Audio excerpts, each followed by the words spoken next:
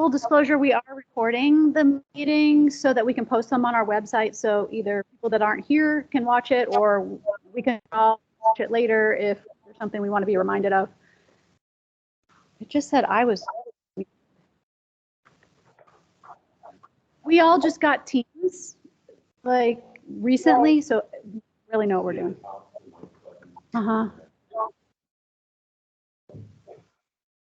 That turns on the computer. We don't want to do that though, right? Because we're on the sound system.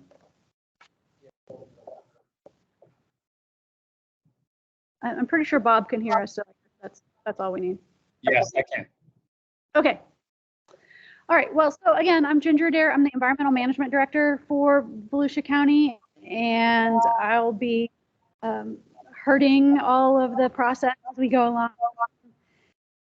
First, we're going to officially call the meeting to order. After this meeting, we'll actually have a chair and a vice chair, and that'll be their job. But for today's purposes, I'm going to call the meeting to order, and I'm really excited to see all of you today, and really excited about the work that we're going to do. Second on our agenda is introduction. So I think we'll just start. We'll start with Bob, and then we'll go to Carrie and go around the room. And if you could all introduce yourselves to each other and to us, and then the staff will do the same, and then we'll get started. So Bob, do you want to start? Absolutely, thank you.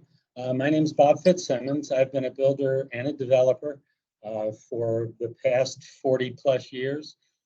Most of those years here in Volusia County, and have a company currently called Gallery Homes, and I'm glad to be on the committee and look forward to doing some good work here.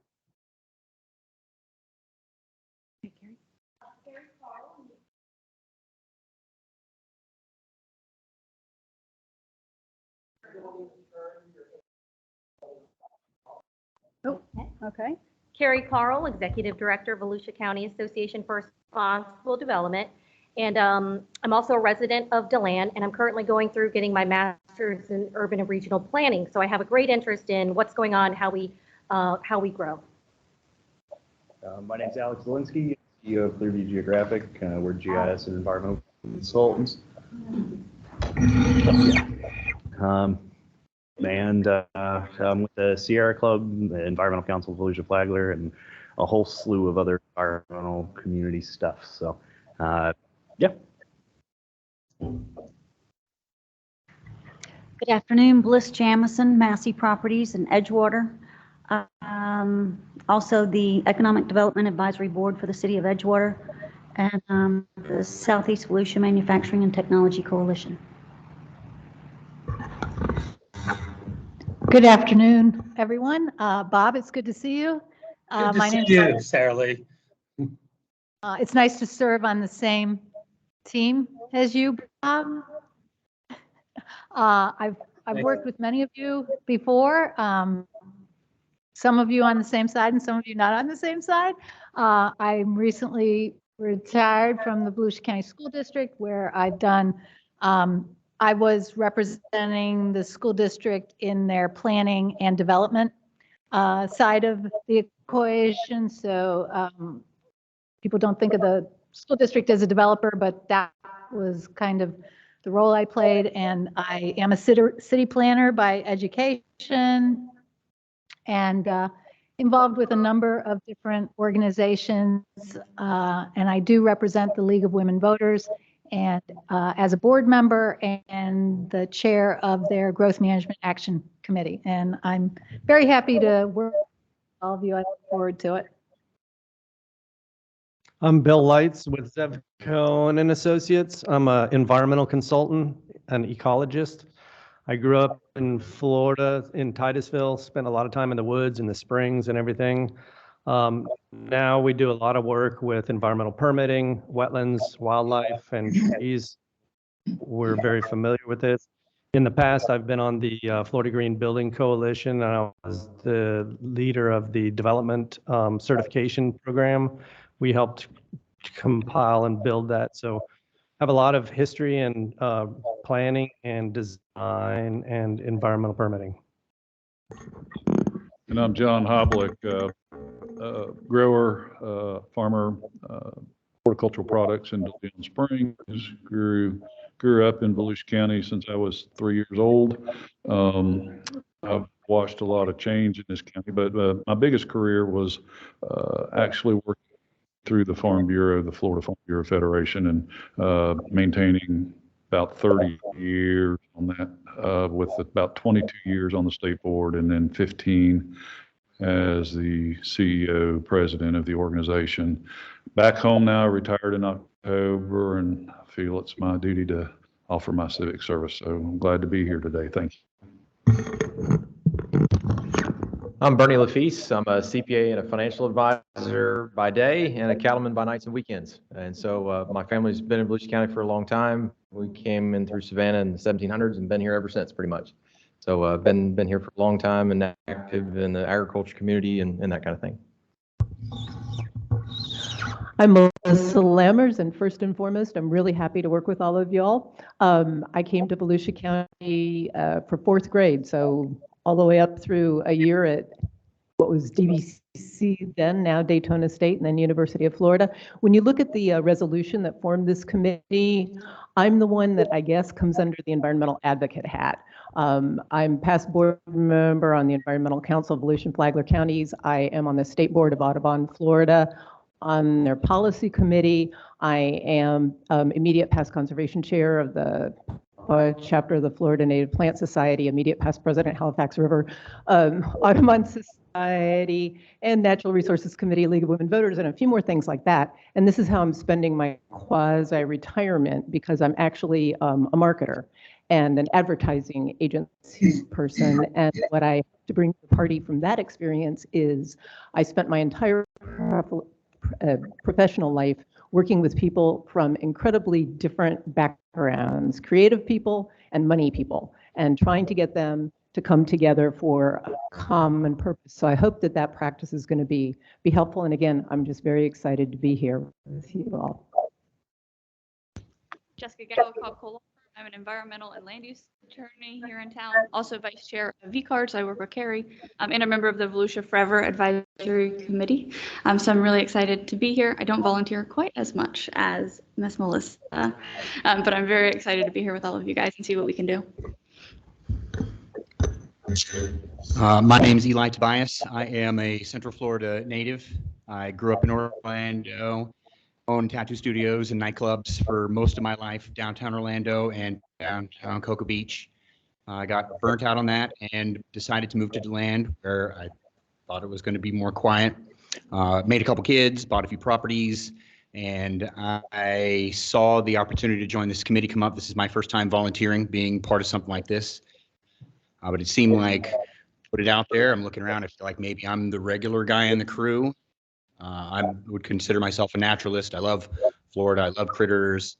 I think that as much of it should be saved as possible, and was the reason why I decided to submit my application. I'm glad to join you guys. My name's Tyler Mullenberg. I was born and raised in DeLand. My grandfather and my father were both contractors. I'm a civil engineer. I'm co-owner in Newkirk Engineering, which is a Volusia County firm. My principal area of expertise is highway design and drainage design. Affiliated with that, I spent the first 9 years of my career at DOT here in DeLand, both in the design and construction environment. So I think I can bring to the table a lot of understanding of how the projects get built. Well, we have to do things of that nature. And on a personal note, my wife is 7 months pregnant. I've been a vegetarian for 26 years because I too believe in protecting the animals and other things as much as we can. But I also recognize that we have people here, and we have to have housing and development and other things for that. So we have to find a balanced way. Hi, I'm Wendy Anderson. I'm a professor of environmental science and studies at Stetson University, a biologist by training, and I'm also the chair of the Volusia County Soil and Water Conservation District. And then the other weird hat that I wear is that I'm the president of the HOA of Victoria Park. neighborhood in DeLand, which is one of the largest neighborhoods in West Volusia. And happy to report that we came through the storms just fine. Our 45 stormwater ponds performed as designed. So anyway, I'm thrilled to be a part of this group too. It's a nice, diverse group. And as a person with 3 degrees in biology and an MBA, I think I can also, kind of understand lots of different perspectives and sides of the story. So I'm happy to participate. Thanks. Wow, that was great. It's really nice to get to know some of you that I don't know, and some of you I'm really excited. I did know you before, and we're going to all work together. I think this is going to be a great group. We do have one member who's not here today, Jack Surratt. He couldn't be with us today. He had a really amazing vacation planned, and so, but he did say that he was going to watch the video of the meeting and wanted me to express his regret that he couldn't be here. He really did want to be here for the first meeting. So now I think we'll introduce the staff. I'll just tell you again, I'm Ginger Adair. I'm the Environmental Management Director. I will be the primary contact for substantive issues for the committee. And if you have questions or concerns or anything like that, you can always direct them toward me. We'll have subject matter experts as we go along. So not all of the staff that you'll interact with is here right now. And so as we talk about a specific topic, we can bring in the staff that are experts at that, or just throwing this out there now, we can bring in experts from other areas as well. It's really going to be at your discretion. So I'm going to start in the back with staff. Serve on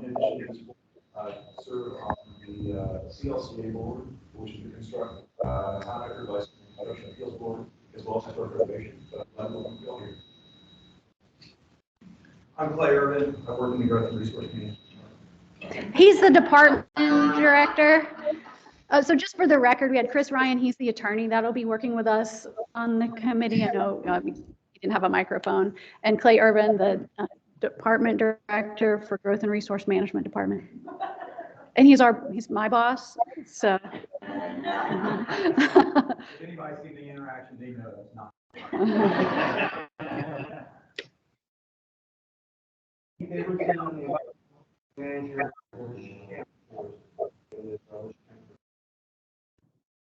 So for the record, that's Keith Abramson. He is our county forester and the environmental permitting manager. So as we go along and we talk about all these different ordinances, Keith and his team are charged with enforcing those ordinances in the county, and he is by far going to be our most important subject matter expert as we go along.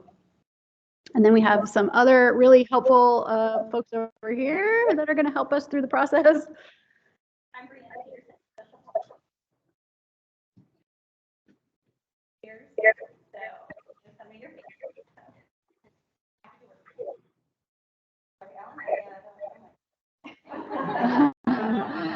I'm ops specialist for environmental.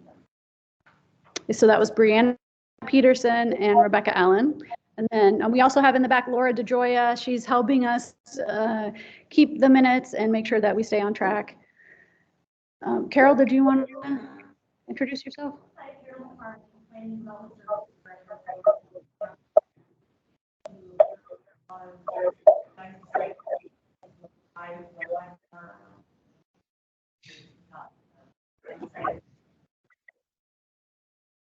So that was Carol McFarlane, Planning and Development Services Director. Yes. Okay.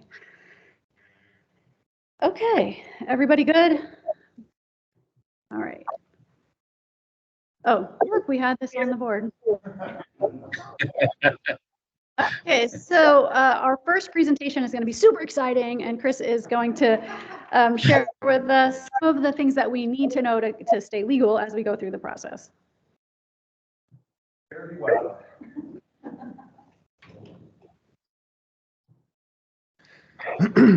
I know a lot of you served on boards here with the county and other government boards in the past, so this might be old hat to you, but this is important that we go through. And the first part of this is the open meetings aspect. So under Article 1, 22B of the Florida Constitution, all meetings of any collegial body of a county, municipality, etc., at which acts are to be taken or which public business of such bodies be transacted or discussed shall be open and noticed to the public, except with respect to meetings exempted pursuant to this section or specifically closed by the Constitution. All meetings of any board, commission of any state agency, et cetera, including meetings with or attended by the person elected as such board or commission who has yet to take office, at which official action will be taken, are declared to be public meetings open to the public at all times. Now I'll sum this up into a few real key points you have to remember. Here they are, the three basic requirements of 286.011. 1, meetings of public boards or commissions must be open to the public. 2, reasonable notice of such meetings must be given. And 3, minutes of the meetings must be taken and promptly recorded. And that's what staff essentially does in the background, just to make sure we're compliant with this. And this is the important part here. A meeting occurs where there is any gathering, whether formal or casual, of 2 or more members of the same board or commission to discuss some matter on which foreseeable action will be taken by that board or commission. So, for example, people ask this all the time. If you meet with a member of PLDRC, will that be a violation of sunshine law? No, it will not. If 2 of you happen to meet at the grocery store and you talk about, how the Dolphins did last weekend, obviously not an issue because that's not something that will come in front of you to vote on. So, and a gathering may include meetings of board or commission members via telephone or other electronic means. So there's really no circumventing this aspect of the law. You can't say we were just talking via Facebook Messenger, we we're texting each other. Still a public meeting as far as the law is concerned. And what's not a meeting? As long as there was no interaction, discussion, debate, or response between the parties about the issue outside of public meetings, it's not a violation of the Sunshine Law. And again, town commissions to attend public meetings or other city boards or commissions and comment on agenda items that may come before the town or commission for action. I think that you guys understand the points here. Again, it's just where 2 or more members of the same board come together to discuss actions upon which the board may take. What kinds of discussions are covered? Again, email discussions of any 2 board members, telephone conversations, internet, any social media. Just think any way you could possibly communicate back and forth, semaphore towers, the works. As long as you're not discussing, again, I hate to hammer this home so much, but decisions that could be made by the board. Now, board members may call upon staff members for factual information and advice without being subject to sunshine law. So myself, Clay, Ginger, anyone here, as long as they're not a member of the board themselves. But sunshine law does apply if board members are used as intermediaries or go-between. So example, you can't say, hey, Clay, how do you think Bernie's going to vote on this? Again, you're violating the same subject of the law. A notice for meetings must be reasonable, but is not otherwise defined. Their agency may adopt specific notice requirements. We try to stick to around 7 days, and we try to publish the notification as much as possible. I hung it in the foyer of a county building. We sent email blasts out, things of that nature. All meetings are required to record minutes, including workshops. Minutes are intended as a brief summary of notes or memoranda reflecting the events of the meeting. A verbatim transcript is not required. Minutes must be kept in a written format. Audio recordings are optional. I believe we do record both audio and visual. Yeah, I thought so. Members of the public should be given a reasonable opportunity to be heard on a proposition before a board or commission. We can't shut the doors on these. That's another violation of sunshine law. The opportunity to be heard need not occur at the same meeting at which the board or commission takes official action on a proposition if the opportunity occurs at a meeting that is during the decision-making process. This section does not prohibit a board or commission from maintaining orderly conduct or proper decorum in a public meeting. Again, there's fines, suspension, or removal from office, and attorney's fees and court costs are at play when there are violations of sunshine law. Public records, my favorite. Every person has a right to inspect or copy any public record made or received in connection with the official business of a public body, officer, or employee of a state, or persons acting on their behalf, except with respect to records exempted pursuant to this section, or specifically made confidential by the Constitution.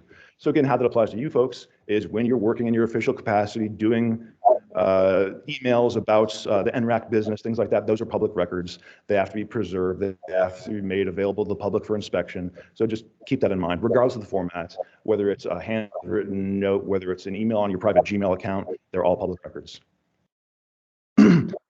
It's the policy of the state that all state, county, and municipal records are open for personal inspection and copying by any person. Providing access to public records is a duty of each agency. And we do try to facilitate you with that. So if anyone has any questions about that, I'll be glad to answer them. I'll give you my office number, my private, my work email, or private email. All documents, what is a public record? All documents, papers, letters, maps, books, tapes, photographs, films, sound recordings, you get the idea. Anything that's related to your business on the ENRAC board is a public record. And again, made or received pursuant to law or ordinance or in connection with a transaction of official business of any agency. The Florida Supreme Court has interpreted the definition to encompass all materials made or received by an agency in connection with official business, which materials are used to perpetuate, communicate, or formalize knowledge. So again, if you were to email someone else on the board, what time is today's meeting? I don't know if that's really, created to perpetuate, communicate, or formalize knowledge. Again, we try to save as many of those as possible, but the retention schedules vary. Some items are clearly qualified as public records, but do not have to be produced because the legislators deem them to be exempt or confidential from disclosure. Statutory exemptions are narrowly interpreted and construed in a manner most favorable to the requester, and that's again something that I would help you with if you thought there was a valid exemption. Things that often come up are like the address of someone who's a police officer or code enforcement officer. Those are exempt and confidential. Requests can be verbal or written. This is a big one. A lot of cities and counties have been sued over this. Someone comes in, makes a verbal public record request, they don't handle it, doesn't get carried out, and then they end up coming back and suing, getting damages, usually it's a settlement, but still we try to avoid that as much as possible. So just remember, if someone does make a request to you, contact staff, we'll coordinate with the custodian of records on that. And it's made by any person, the person doesn't need to identify themselves if they don't wish to. You also need to have a prompt response. Florida Statutes 119.071C states that record requests must be acknowledged promptly and responded to in good faith. The Florida Supreme Court has stated that the only delay allowed in responding to a records request is the reasonable time it takes for staff to retrieve the record and redact or otherwise remove those portions of the record the custodian exerts are exempt. Redaction, again, if portions of the record requested contain confidential or exempt information, they will be redacted. Staff will work with you on that. And again, it's staff's belief for the base of redaction. We make sure that there's a statute that matches up to what we believe in 119.0701, and we work with you on that. And again, similar penalties, fine, suspension or removal from office, and once again, attorneys' fees and court costs are in play. So in conclusion, remember board members should not talk to, email, text, or correspond with fellow board or commission members about any matter that may foreseeably come before the ENRAC board for discussion. Promptly respond in good faith to all requests for public records and ensure that confidential and exempt records are not produced in a manner contrary to statutory requirements. And when in doubt, please contact county legal at 386-736-5950. I can make my cards available at next meeting. I didn't bring them with me today, unfortunately, but I'll be glad to help. All right. Oh, questions? Yes. A number of us here serve on other organizations. Okay. And so I'd really like to get clarity, some matter which will foreseeably come before that board for action. So to give a for instance, at one point the Environmental Council addressed exceptions to setbacks to wetlands, borrow pit setbacks. If that we're going to talk about wetlands in 6 months from now, but this comes before the Environmental Council, do those of us who are members of that council need to excuse ourselves from that conversation or not participate in that conversation? We couldn't do that. This may be something we have to tackle as we approach it, but the important thing is this is a notice board meeting. We've provided public notice. They have the opportunity to show up here. So that way it's not a hidden discussion. That's the main point behind that, is to make sure that these discussions are open to the public. So it sounds like that will be a notice meeting and this is a notice meeting as well. Correct. So that's probably resolving itself. Thank you. Sure. Yes. Just for the board, in case, people are taking personal notes, if you want to hit on those aren't subject, right? No, usually not. If they're refreshing your own information, then no. But if they're to be, the key was if they're trying to transmit information to someone else, that's when they become a public record. Anyone else? Yes, Melissa. Sorry. Oh, you're fine. No, that's okay. Yeah, please speak into your microphone. Turn the microphone on. And I'm sorry. I did read things. So another question, because some of us go before the county council with some degree of frequency. I would assume that acting in our capacities as private citizens addressing the council does not in any way constitute lobbying, but No. I just want to make sure. No, you're good. Anyone else? I appreciated Melissa's first question because I was thinking about that, but I want to clarify. If we're involved in private organization and we hold a meeting where a specific topic will be presented and there may be audience participation, when you said noticed, noticed for a governmental meeting and a private meeting may be two different things. Could you clarify what you mean by noticed? Are you talking about in your private meetings, or are you talking about with ENRAC? Or are you talking? I am talking about in the private organization that many of us are associated with, those meetings. Are more than one of you in the same private association? Yeah. Huh. That could be an issue. I may have to get back with you on that one. I'll have to check the law, the status of the law, and see and get back with you on that one. Yeah, I wouldn't mind, and maybe this is a follow-up, because there are a lot of people in here who do some stuff together. Sure. As private, just studying and presenting, right? That's the kind of stuff I'm a little concerned about, how you, under all this, consider that. So I'd be happy to give like a specific example of something, and maybe that helps you analyze it. I was going to say, I'd love that. If I can get with you after the meeting, perhaps Yeah. I'll give you my information, then we can go over the extent to which that would be covered or wouldn't. These are really good questions. Anyone else? No? All right, then I'll turn it over to you.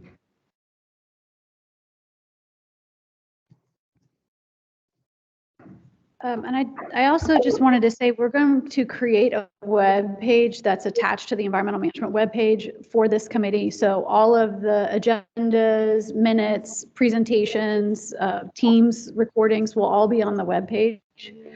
So they'll be available to everybody and to us for our own use. And then as we go along and we have background material or handouts or sections of the code, all of those things will be on the webpage, so that they're just really easy to get to. And that'll help with some of the public records issues. But if you are asked for any public record, that's what Chris is here to help with. So if somebody says, hey, I want the record for this meeting or whatever, you can just let us know and we'll take care of that for you, just as long as it's timely and all the things that Chris said. So. Everybody good on that stuff? Yeah, sorry. We weren't doing anything before. It's fine.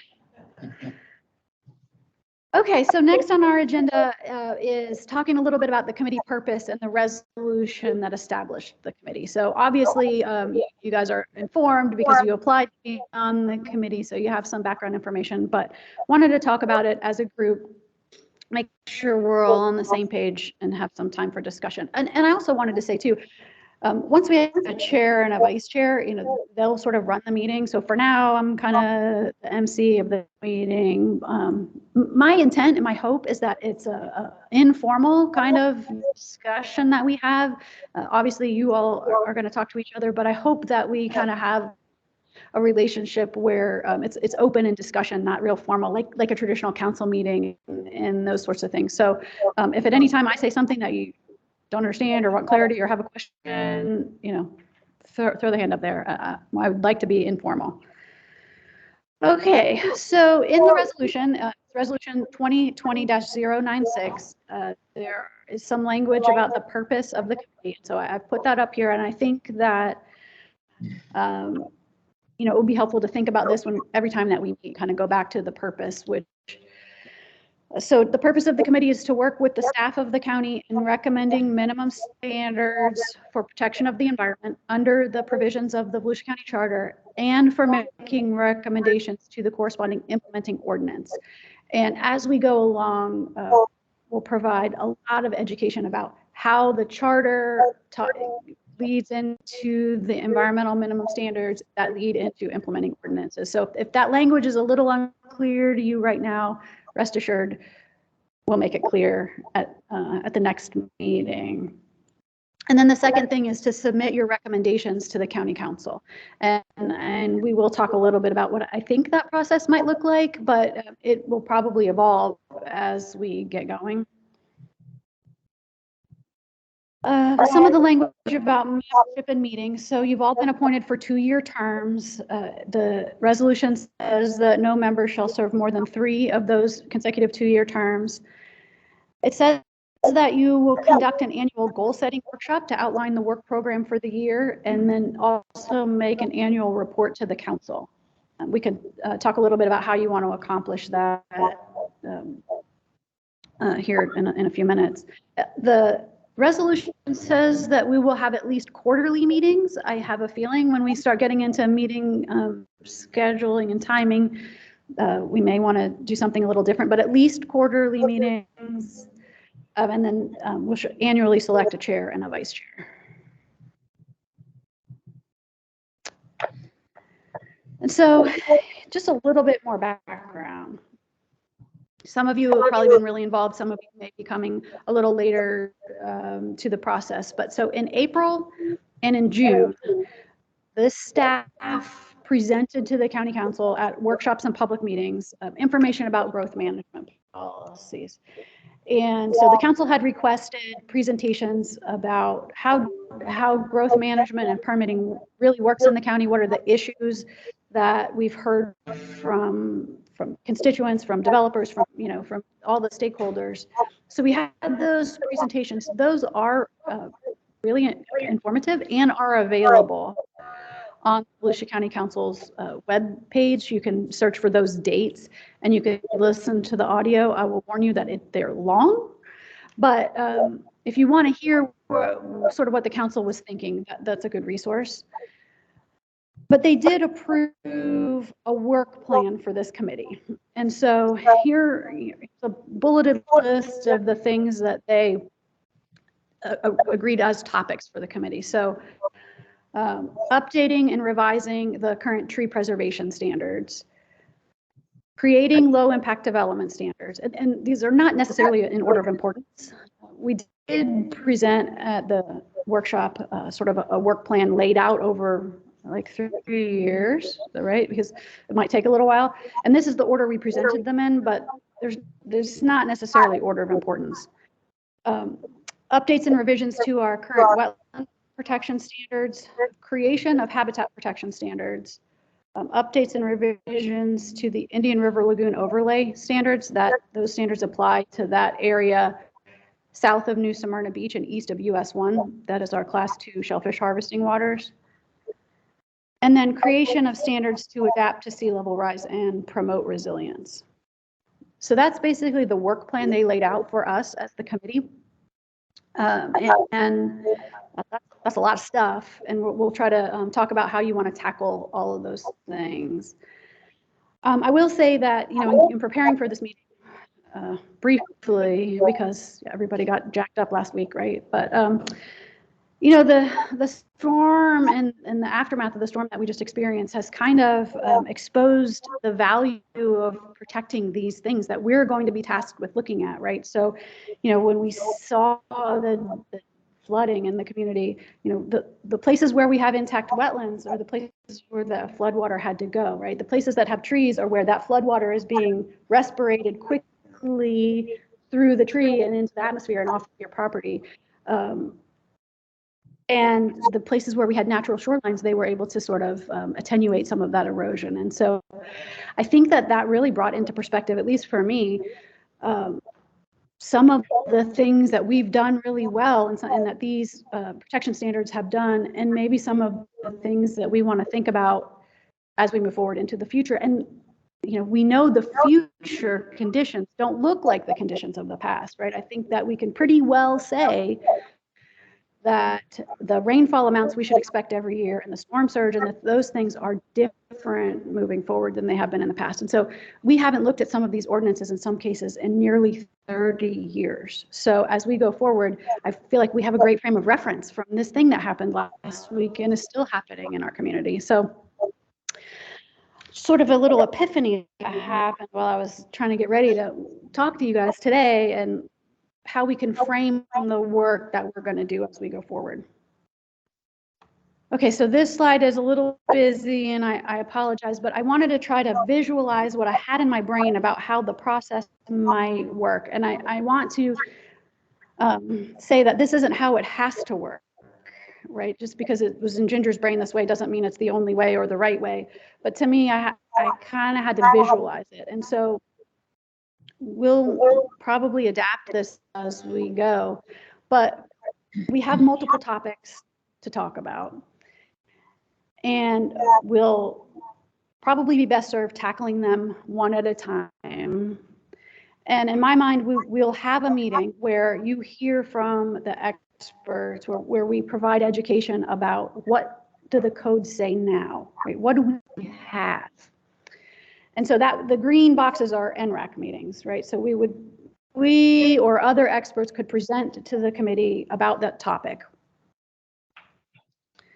and sort of leave you with homework, right? So here's what we have, and here are the issues that we've heard from stakeholders, and potentially then have you all provide staff individually, right, not as a group, feedback and suggestions. And then we could compile that information as staff, create the issues list, and then come back and have that conversation in the sunshine with all of you. And I have this green box here to discuss the issues and make recommendations. That's one green box. I'm not necessarily assuming that we can tackle all of the issues of the wetland code in one meeting. That may be multiple meetings, but for this slide, so there is a meeting or more than one to talk about all of the issues. What do you like about the wetland buffers we have now? Do you think, all of those things, this collegial back and forth. Once we have recommendations, once you have recommendations, we would compile those. And I envision then that the staff and the members who want to attend would present those recommendations in recommendation format to the council. So as a presentation, not in ordinance format yet, right? And so the council then could hear from you all what you think we should do on any particular topic. Once the council weighs in and says, oh yeah, we like this recommendation, or we want to tweak this one, or whatever their decisions are at that point, then the staff and the county attorney would start adopting actual ordinance language. And we would go through the notification process and all of that. The environmental minimum standards that apply countywide, we do have an extra step of engaging the cities, because those standards apply in the cities as well. So we would engage the cities during that public process. And then we would follow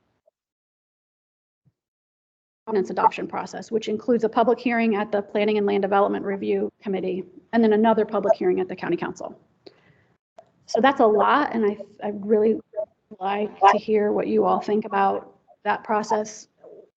Either if you have thoughts now, or as we kind of move forward and you've had time to, internalize it, and we can have a discussion at the next meeting if you like this idea or you have other ideas. Or sure. Ooh, use your mic. Did you go back to the previous? Yeah, okay. So are you talking about that process happening for each one of these? Yes. Okay. Yes. And you talked about quarterly meetings at a minimum. I don't think that's going to happen. But just at looking at that, I think that process makes sense. I don't think I could add anything to it unless we get down into the weeds and something, or bog down into something that ties us into whether it's statutorily or ordinance or whatever. So right. And I can envision, especially like, for instance, we're going to talk about low impact development. I could envision we may want an expert, maybe, right? They've done a low impact development ordinance in Alachua County. Maybe you guys want to hear from Alachua. How did it work? What worked well? What didn't work well, right? So I can envision sometimes we're going to want multiple meetings, because we'll talk about something and say, oh, hey, maybe we want to talk to this person or whatever. So I think, it'll be somewhat fluid, but just in general, we'd be headed in the direction of that process. That makes sense. I think my only maybe concern with the process is by splitting the topics up into 6 individual kind of conversations, we're not really capturing all the overlap that happens between these topics. I don't have a suggestion on how to fix that yet, but I'll try to think on that. Right. I completely agree, particularly the tree preservation, and then we have this creation of habitat protection standards. And so Reader's Digest version, we don't have anything in our code that says if you have scrub jay habitat or you have some rare habitat by like Florida Natural Areas Inventory rare habitat, that is protected in and of itself. The protection that we have now, it deals with trees, and a tree is 6 inches or greater, right? I could see how those really could merge together. So I think we will have some of that overlap just by the nature of what we're talking about. The other thing I want to say too is on low impact development, right? That's a priority of the county council. And so I know that our council members, they don't want to leave that till last. They don't want to do all these other things and not do low impact development. And simultaneous with this process, we actually have a grant with the Department of Economic Opportunity to look at our codes and make recommendations. So we're going to hire the Regional Planning Council and University of Florida to make recommendations on how to implement low impact development in Volusia County. And that will be happening sort of simultaneous to our process. So I would sort of recommend that at each meeting we provide you an update of how that process is going. So it's not like we're leaving it to the end, or even, so the grant that we have is supposed to go, well, hopefully we'll get an extension because we haven't started it yet because of all the legal paperwork, but it's supposed to go into the spring. So what I don't want to do is ignore low impact development all the way to the spring until we have those recommendations from this other process. So probably what I would recommend is we just have a brief update at every ENRAC meeting about where we are with low impact development.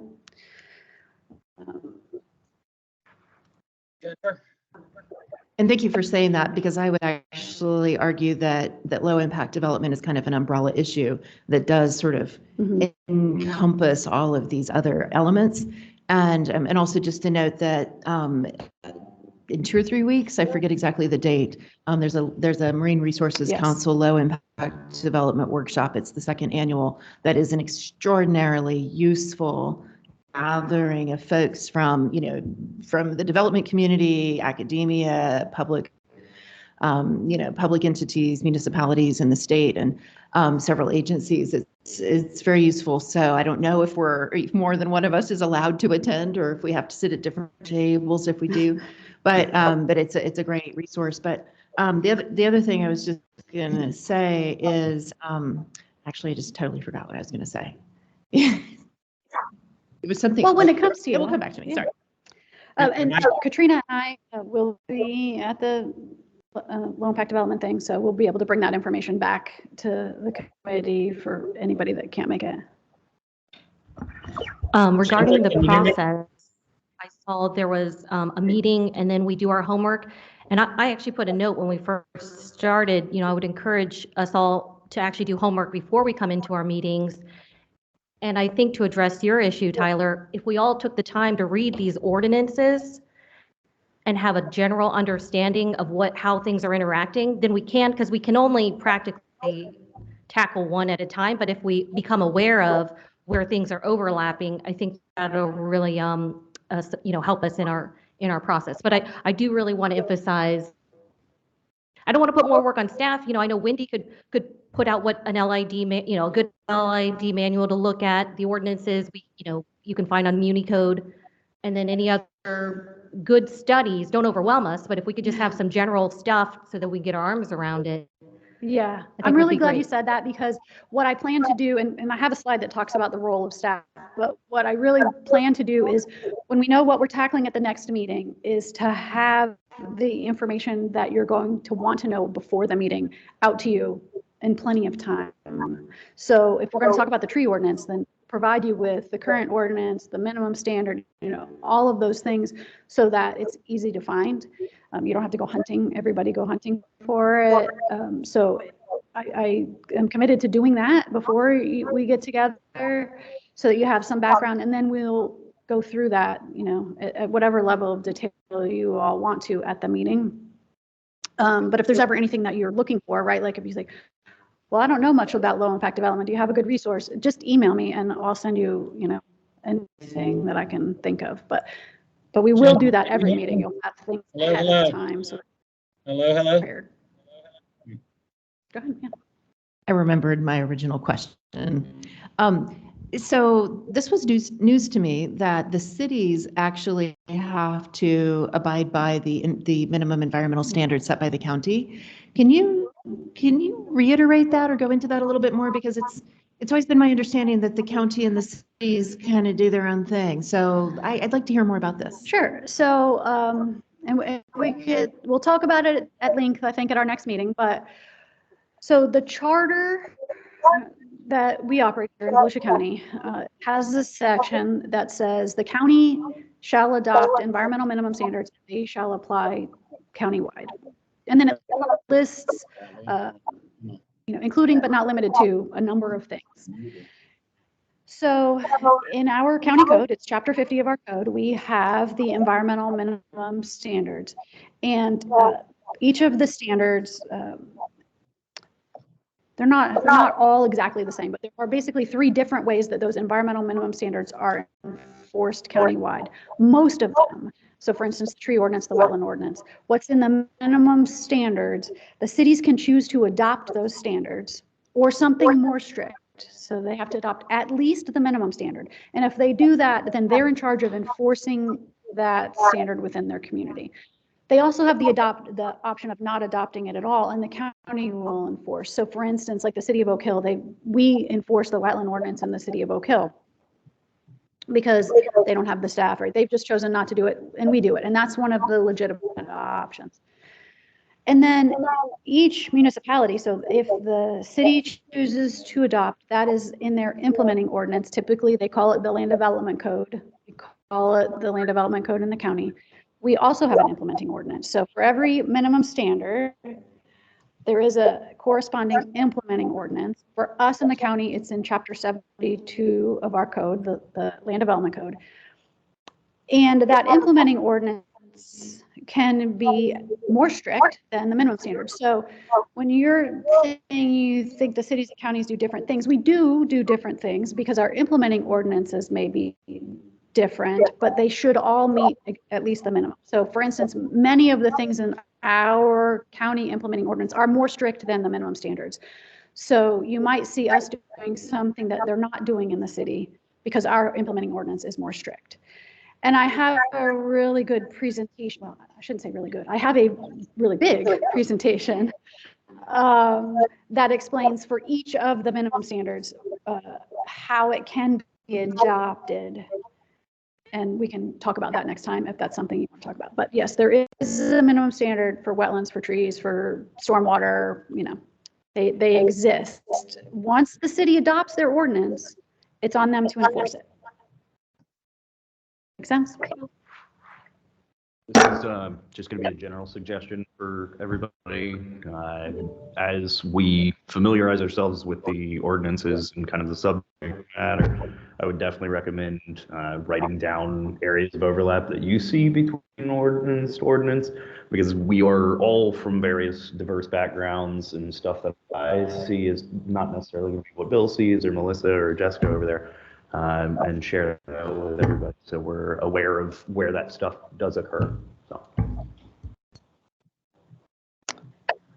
Okay, and then before I move on from this, I do want to just offer my assistance and any of the other staff. So as we get into this and you know, we have a meeting and we know we're going to talk about wetlands next time, and I send out the wetland ordinances. If there's anything that you don't understand or you want clarity for before you meet, reach out, right? Not everybody is familiar with ordinance language. It's not necessarily plain English. Just call me, right? Or you know, call Keith or whatever, so that if you have questions before you meet and you don't want to, you know, you don't want to ask what might be, you think is a stupid question, which it won't be, but if you want to ask that to us beforehand, please do that. I don't mind. It's special, right? Ordinance language is special. Oh, yeah. When you send that out, can you include the definitions for upland, wetland, and surface water? Sure. Because I think the legal definitions will be helpful for the Yeah. group.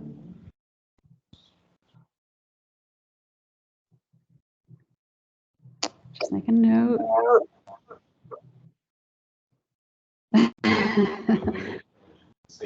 Yeah.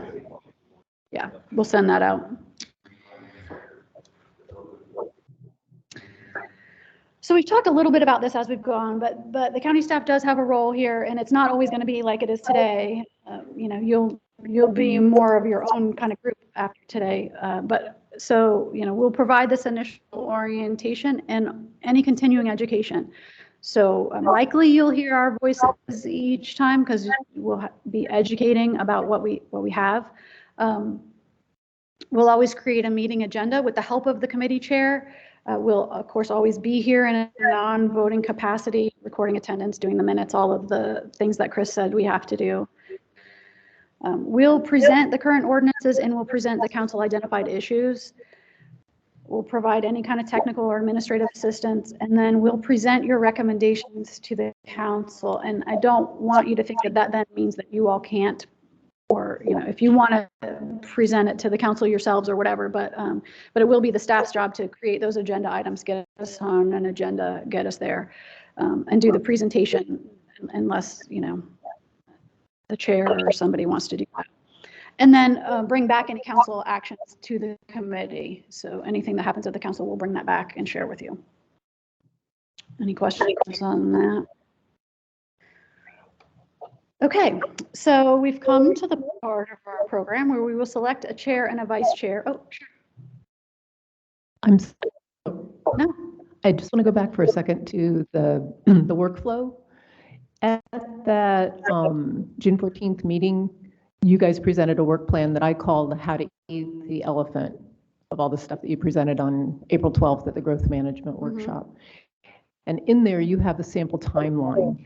And it might be great, I don't know if you have it on your computer, but just for people to go get that agenda packet. It's in the June 14th and May 17th agenda packets, and look at the work plan, because they're like 5 or 6 weeks between an initial meeting and us coming back together. I just found that kind of helpful to understand what we're really looking at time-wise. Right, and some of that's going to be up to you all. So we could meet monthly. Oh, okay. Real quick, that was created before we knew that we would have ENRAC. That was done with the understanding that our council would give us direction, staff would wrap it, go through an exhaust public outreach, and then bring it back. So what you're seeing is that will give you a good guideline of where we were hoping to go. Yeah, so, you know, originally we thought we were going to have what we were calling a green ribbon panel, which was a group appointed by the staff to hash through all these issues. The council chose to do it where they appointed the members, which is great, but so the timeline is a little bit blown because obviously we had all of that time to have applications and choose the members. And now these are public meetings that have to be noticed, and some things that are a little different than when it was more of an ad hoc committee. But certainly if we were going to tackle all these issues within, let's say, 3 years, we probably need to meet something like monthly, right? But also, you know, as we present an issue and you have feedback for us, as you might imagine, this is not the only thing we're doing every day. We'll need time to bring that back, you know, compile it, whatever. So, you know, anything less than monthly is probably not going to work from staff time perspective. And then if we go to quarterly, we'll be doing this for the next 10 years. So I don't know. I think we'll maybe find a sweet spot. I don't know. We'll wing it. So back in the resolution that we adopt this, it says that we will adopt a goal setting session. Looks like this is the cart in front of the horse. Or is this the overall goal that you see as staff for us to perform as a committee? Well, I think that's something that you all can decide. So I have this list, right? And you could say, we take this list as our goal setting for the next year. We're gonna start here and get as far as we can in the year. You could take that and say, we've set our goals. Or you could come up with different goals, or you could modify this, right? That's really up to you all. We could do that today and put that in the minutes that you've set these goals, or we can deal with it at the next meeting and have a more formal, like, here are our goals for the year, here's the order and that kind of thing. Really, it's at your discretion if you want to handle that. So there's usually two ways you can handle that. You can set your goals around the lowest hanging fruit and adopt, or you can knock off the easy stuff first, or you can do the opposite and knock the hard stuff off first. I mean, so I guess my question is timeline. We don't have timelines around these subject matter. Is there a critical timeline that we need to meet as a committee to make these recommendations? Yeah, that's a great point. So the only thing on this list that I think that there's a specific timeline is the low impact development standards. And I say that because we've got this grant process going on right now. Like, if you said, I want to identify the low impact development standards next month and take those recommendations to council, I would caution against that because we have another process going, and I wouldn't necessarily want to get ahead of that. Otherwise, there's not any specific date that any of this has to happen. To your point about low-hanging fruit, you know, the staff has been working with these codes forever, right? We know some things that really need to be changed, and we have some ideas about how we could do that. The tree preservation standards are the things that, from a staff perspective, are the furthest along in kind of knowing what we could do. In fact, we've even gotten so far at one point as we have strike through and underline ordinance language. So to us, that's maybe the easiest thing to tackle, and maybe, although I say this, I'll probably regret it, maybe the least controversial thing to tackle, right? In our experience, wetland protection standards are the more controversial piece when you're looking at the impacts to development, those sorts of things. And then some of the others are creation of new things. So if we're creating something from whole cloth, that's probably going to take a little longer. So that's why we had initially put trees at the beginning of the list, because it exists and it's the furthest along in terms of analysis of what works and what probably could be tweaked from our perspective. Mm-hmm. Oh, I think he muted himself though. Do I have him muted? I think you have me muted. Oh, we hear you. You can? Yes. Okay, it's kind of wonky on this end. I just going to reiterate real quick about the the low impact developments. I think it would be great if there was some condensed version of what the principles of low impact development is, so that we're all on the same page when it comes to understanding that. Again, I think somebody mentioned there's a lot of diverse backgrounds here, and since that is kind of the umbrella issue, I think everybody needs to have a good fundamental understanding of what it is.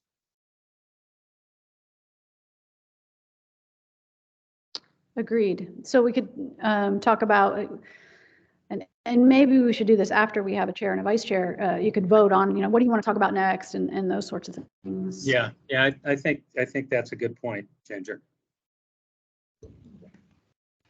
A question. We have the task list, I think, from the council. That's a good, lightning rod. But there are items in the minimum standards already, like beaches and dunes and water conservation and quality. We're not precluded from looking at those as well as a wholesale. That's correct. Yeah. The council sort of said, here are the things that are important to us at the moment. And in all honesty, those were the things that the staff brought forward. The beaches and dune ordinance we just updated last year. So, from our perspective, okay, let's move on to something that needs, hasn't been updated, but any of the minimum standards are on the table, I guess. Section 7 says this committee shall work with County recommending minimum standards for protection of the environment under applicable provisions of the Volusia County Charter. What you see there is staff identified as what we know needs updates based on our professional opinion, given the status of some of these regulations that have been around for a long time, and some of the holes that we have in the current regulatory role of what we need to punch up. And what we've heard from the community that isn't working necessarily for them, right? I mean, we get a lot of feedback from developers and people that are in the code every day trying to do projects. So so that's how this list sort of came about. I think what would be helpful for me, and this is, I have a list here of areas that we want to look at making changes, but maybe a more global answer of, we have goals of making sure that we preserve wildlife habitat. We want to make sure that we're looking at our water quality issues and coming up with solutions that address them, that we're wanting to look at how much land do we need to be preserving and leaving undeveloped versus allowing to be developed, and kind of maybe get a bigger framework before we try to get into the weeds on some of the issues. I'm sitting here and I have a million ideas, but I don't know which ones are actually applicable, and I feel like we're already ahead of where they would come into the conversation anyway. Yeah, I think I could help with that, and maybe that's an idea for the next meeting, because the charter does specifically make some of those goals. It gives the county some of these goals, and so if we, maybe start the next meeting with what does it say in the charter that these minimum standards are intended to do, and then you as a body say, here are our goals. We want to balance development with the environment. We want to tackle, whatever. We want to account for climate change and resilience in these standards. Whatever you guys come up with some goals that fit within that minimum standard, and then that's what Mr. Hoblick said. That's your goal setting, and then how you tackle each individual topic could be more like the work plan, right? Yeah, I think that makes sense. I like that. And I would also say the charter is obviously the cornerstone, but the comp plan also has a lot in there already for goal setting for the environment. Yeah. And so I would maybe put both of those together before you get to the regulations.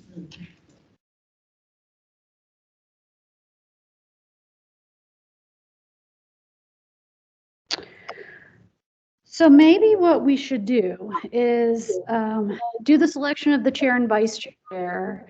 Then the chair is the runner of the meeting, and you can vote and those sorts of things. You can decide what you want to tackle at the next meeting, and then we'll have a conversation about when you want to meet, where we'll get into sort of frequency and where and when and all that. Chris. And one thing we do have to do, because we have some hearings held on today, one to vote whether we're going to allow them to.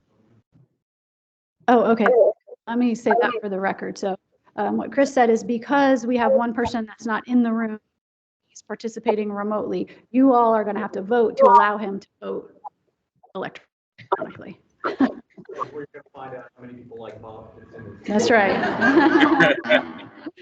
Is it too soon to move to allow Bob Fitzsimmons to vote? I'll second that. Okay, all in favor, I guess. Oh, Alex, did you have a question? Yeah. Is this a vote once and all telephone? No, votes specifically each time if somebody has to appear remotely, you will have to authorize them to participate. Yeah. Okay, so we had a motion and a second, and we kind of had a vote. Let's have a vote again. Aye. Okay, that was unanimous.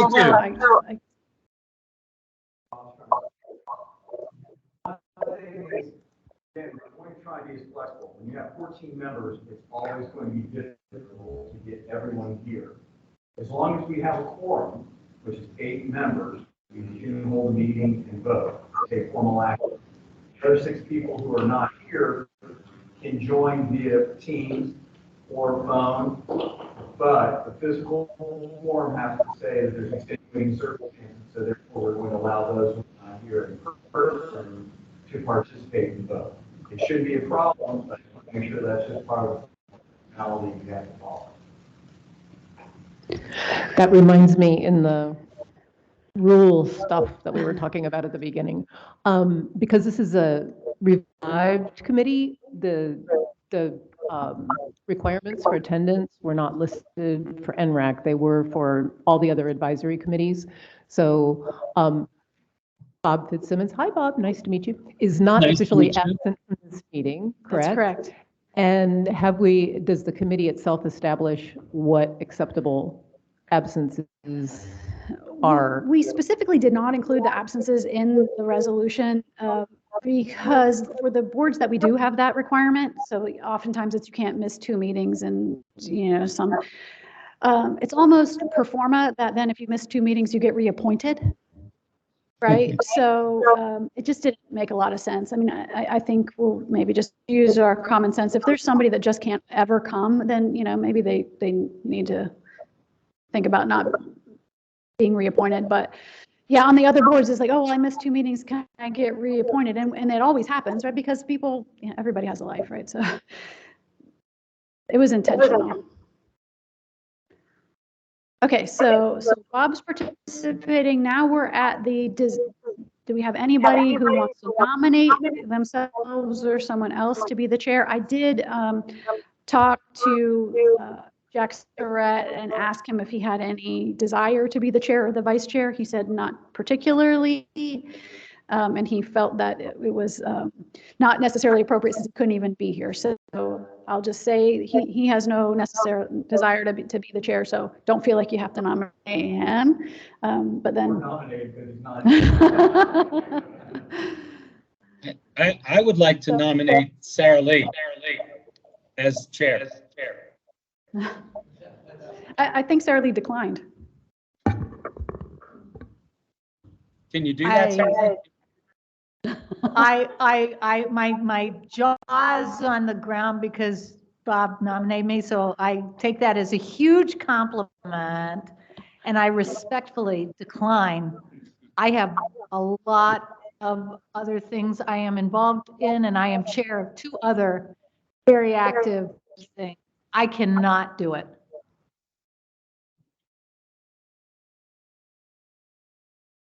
Melissa? I'd like to nominate Carrie. I've seen her run meetings. Okay. I'm sorry, I didn't hear that. Was that Carrie? Silence. I'll second that motion. I'm sorry, I didn't hear that. Was that motion for Carrie, Carl? Bob? Yes. No? Yes. Did you want to say something? No, I was just saying, I couldn't hear. The motion, was that for Carrie to be chair? Yes. Okay. It was. So I am debating because I know we have different interests being represented, and I was trying to think of someone who would be considered not of one or the other, right? I do want this group to have great credibility. So I'd be willing to do it because I will run the meeting and keep it efficient, but at the same time, I want to do what's going to keep this group credible if anyone has any reservations.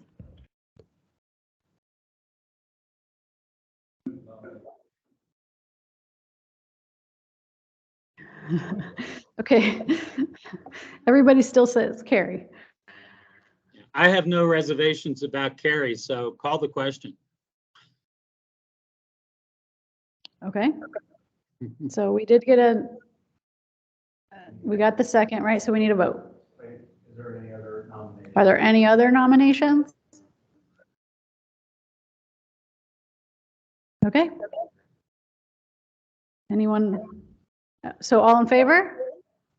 Aye. Any opposed? Okay, so we have a chair. Congratulations. We need a vice chair.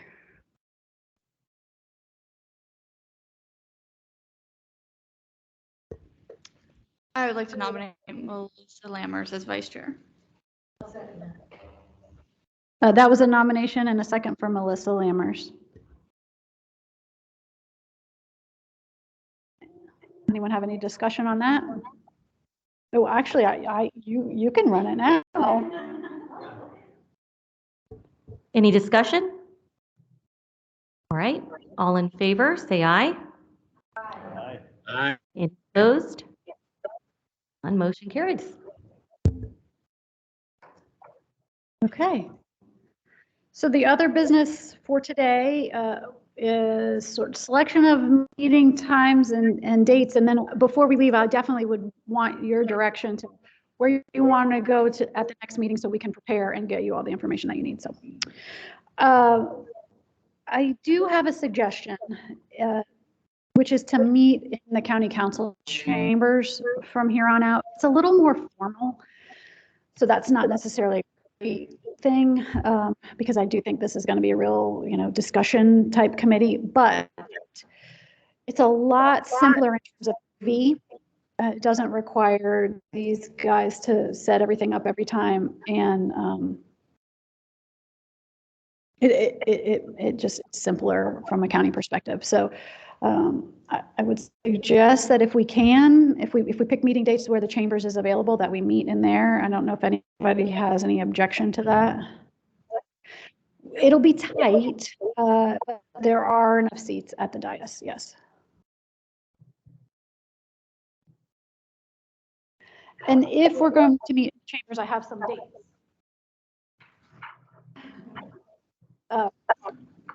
And I don't know, you guys are going to want to talk about, how often you want to meet. Do you want to meet on the same, the first Thursday of every month, or you just want to, do doodle polls, or however you guys want to handle that. We'll make that happen.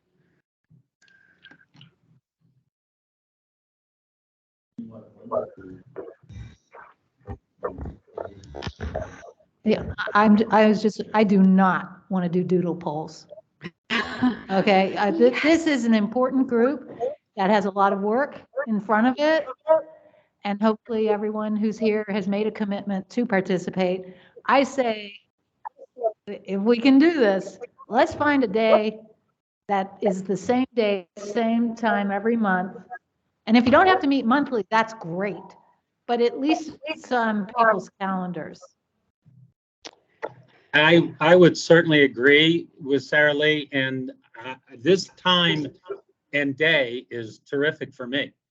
So to repeat this on a monthly basis would be really good. So we're all agreed to monthly, and it seems like this day and time in the chambers is available.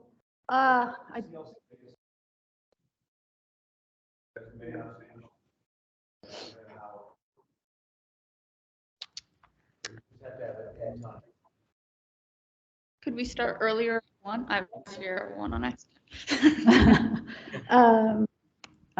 Yeah, I mean, we'll do whatever. It would be available then from 1 to, and then we hold it for 2 hours?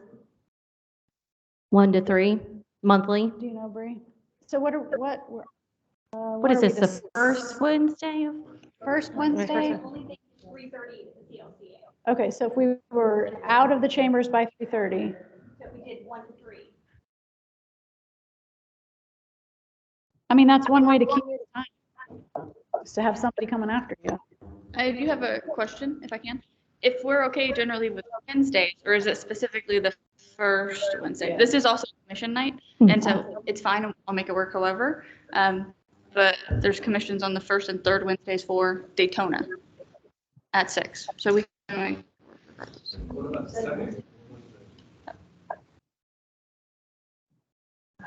Second day right now for November, special in an APAC meeting. One's in the morning, one's at 2 o'clock. And looks like the same thing we're doing second on Wednesdays in December. There's an 8:30 meeting. Well, no. I think I'd say it'll be the same thing. The first Wednesday is fine. Yeah, we can make that. There is a conflict in December for the first one. There's a 9 a.m. Volusia Forever meeting. We'll finish in time. But that probably won't last all day, right? That probably wouldn't last all day, 9 days. Okay. And we can't do third Wednesdays because that's code board and that does last all day. You didn't want to look at the fourth Wednesday? That's not a city commission Wednesday.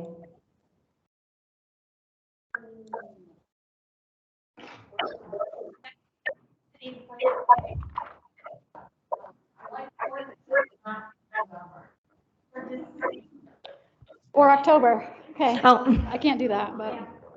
Okay. I think first Wednesday is probably going to work off better. It's first, yeah. And I think for Mr. Surratt too, it wasn't necessarily a matter that this date doesn't work normally, just he's on vacation, so. So if we'll go back and look at first Wednesday, 1 to 3. We'll verify that that's available. I mean, we don't have to meet in the chambers. It's just quite a bit easier to organize if we do that. Backup date. Probably.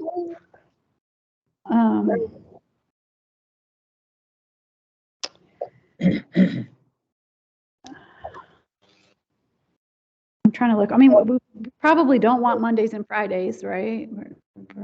Or we don't want Fridays, I would guess. Yeah.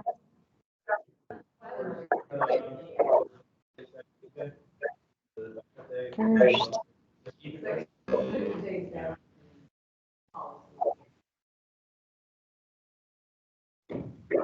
Which it doesn't work in November because that's election day, but it might.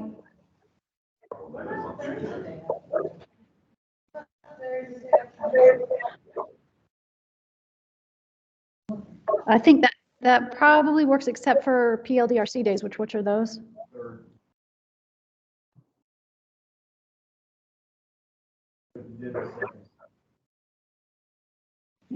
What have you got, Bree?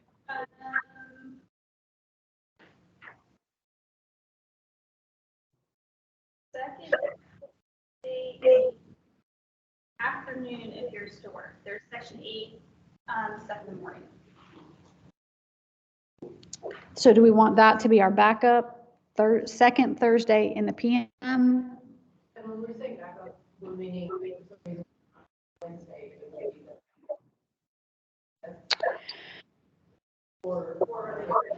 Yeah, we'll try to make the first Wednesday work every month, but if not, that'll be our next. Okay, so PM 1 second.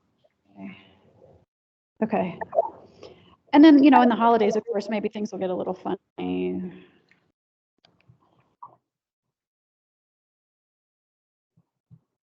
Okay, so if we're good on that, then I think what would be helpful is to know what you want to talk about specifically next time so that we can get that ready for you. And we did have a suggestion, I think, to talk about sort of what are our overarching goals? What are we trying to accomplish from a more global perspective? And then, a work plan that gets down into the specific topics. I think the other thing that I would like us to maybe do is, and I heard a couple other people bring it up, is define what the council is looking at as low impact development. There have been a lot of construction best management practices that seem to be rolled into the LID stuff that came out in the manuals from St. John's in the 80s and 90s. So for me, I'm having trouble sorting some of what's new and what we already have. I imagine it would be helpful for others to know that as well.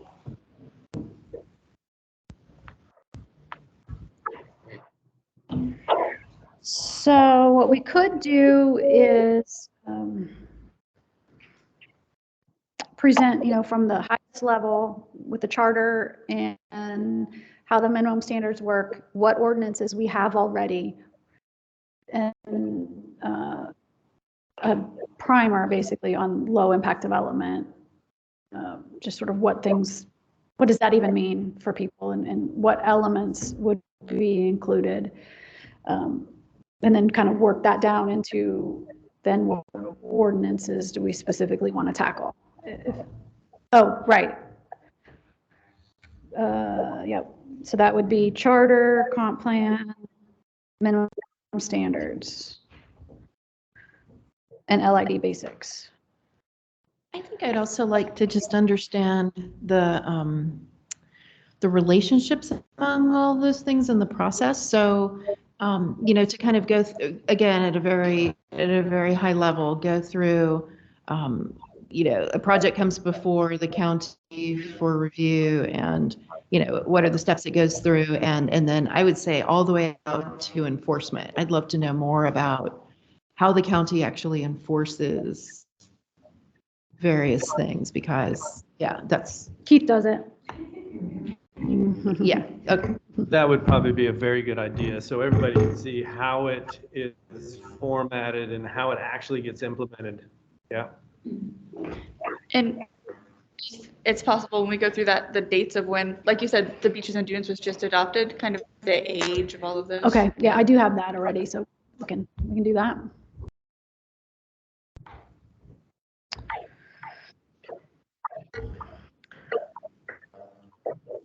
So we have to give you guys some time to compile that, but we have about a month. We'll have a month to review this material prior. So knowing that we'll have some of this kind of basic understanding, we could use the time to ask questions. They can give a little presentation, but we should really use it to work on, I think of the first thing is probably that work plan that is part of the resolution. Let's come up with our priorities. Let's strategize on a timeline. What order are we going to go in on hitting on these different ordinances?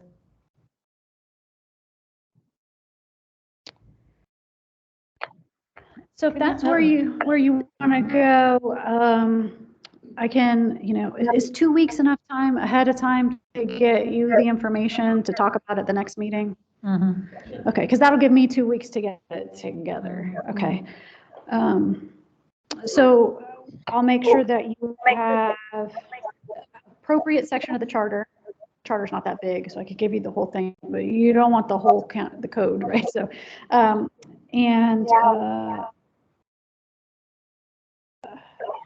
if I can do it, I'll create the presentation and give you the presentation ahead of time. I have some of the slides already. I'm on vacation a week in the middle though, so, bear with me. But to the extent that we can, every time I'd like to give you the presentation that we'll go through ahead of time. That's helpful, I know. And then I can provide links to the comprehensive plan, to the land development code, all of those things. I'm not going to give you the documents themselves because they're big. To tell the plan.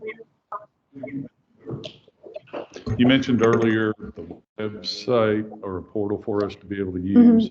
Is that how we're going to access that? Or are you going to email us and say it's posted? Yes, great question. The website isn't created. As soon as it is, I will email you all and let you know that it's there and what resources are there. But I will also email you anytime there's substantive information, right? So I'll email you the presentation and say, hey, all this is up on the web for you to go look at, so that you don't have to kind of just be checking back. When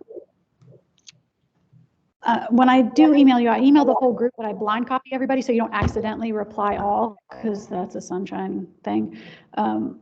So just kind of keep that in mind. I should, if I do it right, it won't be a problem for you, but if I don't do it right, just don't ever reply all. And I will let you know. So we'll get the website up pretty soon with the materials from this meeting, and just give me a couple weeks to get what you guys want for the next meeting. Yeah. I just had a thought. I have no idea if this is of merit to others, but in thinking about the priorities, I'm wondering if maybe an anonymous poll of the board members in advance of our next meeting, just to see what rises to the top, maybe the top 3 or something.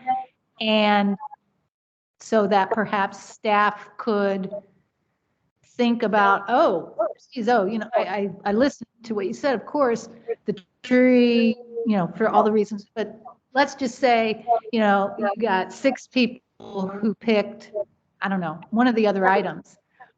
It would maybe give you some time to think through the pros and cons of a certain order in advance. And it might give us something to start with, as to get the conversation and the prioritization going. I'm At our throwing that first out as an meeting. idea. Would everyone be willing to take that time to just, after you've read through your materials? Well, it would be a poll that the staff would have to Right. send. You send us, Sure, you know, yeah. a poll, and we would respond to it so that you could then present it at the next meeting.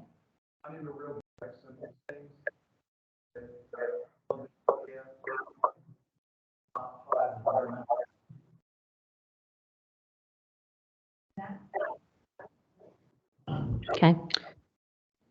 So I don't know if Bob could hear that. So Clay's suggestion was to have each of you just list your sort of top 5 environmental concerns or topics that are most important to you. Just email them to me directly, and then we can compile them and kind of bring back what rises to the top. Okay, thank you, Ginger. I didn't hear Chris's or Maybe the next week.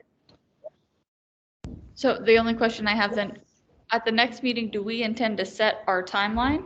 Or is the next meeting, here's the Reader's Digest of the Volusia County Environmental Standards, and we may learn something in that meeting that would change our answer? That we're doing both? That I think we've talked about the next meeting as kind of the grand overview of Right. giving us a little bit of everything, and maybe after that meeting is when we should rank our priorities. Have another meeting? Okay. Well, we will have. Email about the priority. Right. Oh, well, I see. Yeah. Yes, yeah, okay. I would say there is some sense of urgency. Okay. We can start thinking now, but I just think it may shed some light on the priority level. And we might not even need an anonymous poll. We might just all look at it and say, yeah, these are the top 5 things. We could just discuss it in-house. Okay. Next set to do. All right, so I just don't see how you do a timeline without understanding the priorities. Because I think some will require more consideration than others. I foresaw that meeting is where we would call out what those priorities are once we've all had our homework done. So I do think we will get to the priorities, no doubt. So we don't believe, I just want to make sure I'm clear. We don't believe the next meeting is when we will set the timeline. Next meeting is when we learn about everything, prioritize, and then we'll have a timeline come back to us. Ideally, I would like us to set a timeline. I mean, the more we can accomplish. So I think we would have to cap your presentation at a certain time, and then we work on what our priorities are, and then what is that timeline to achieve them realistically. And then that in the next meeting, dive right into work would be great. I mean, you could do both, right? You could say with what you know now, what do you believe the most important things are? Send that to me. We can compile that. We can discuss it at the next meeting. You might change your mind, and that's fine. But it's almost sort of like a pre-post test, right? Like, So we said top 5 priorities, but excluding the other on the list of the work plan that you guys have put together originally. It's really more putting in order the 5 big topics that we have: trees, wetlands, protected species, stormwater, LID. Yeah, or no? probably, but I mean, I don't know. Somebody may have some idea that we didn't even think of. Yeah. Yes. If it helps, I could send out the charter language first.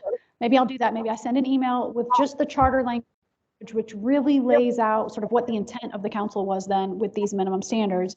And then based on that and the presentation from today, you can say, okay, here's what I think is the most important thing for us to tackle. Right. Okay.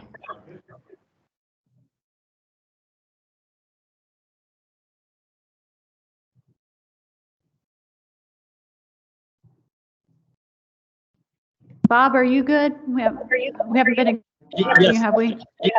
I've been listening, and I think Sarah's suggestion was, excellent. We really do need to set priorities. That one page out of your presentation, I think that's what we should all work from. It's nice and clear and concise rather than getting off into, dozens of other issues that we will discuss as time goes on. But if we can just start with the list that you had there and give you our priorities, I think that's a great starting point.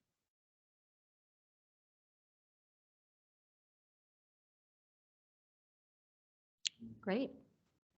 Is that all you had? That is. Look, I have this Madam Chair. pretty picture. Ginger, could you send a copy of your slide decks today? I will, yes. Thank you. It will also be up on the webpage, but I'm happy to do that this afternoon so that you have it right away. Great. Ginger's got a lot of to-dos. Okay. I know. Well, I guess we can adjourn.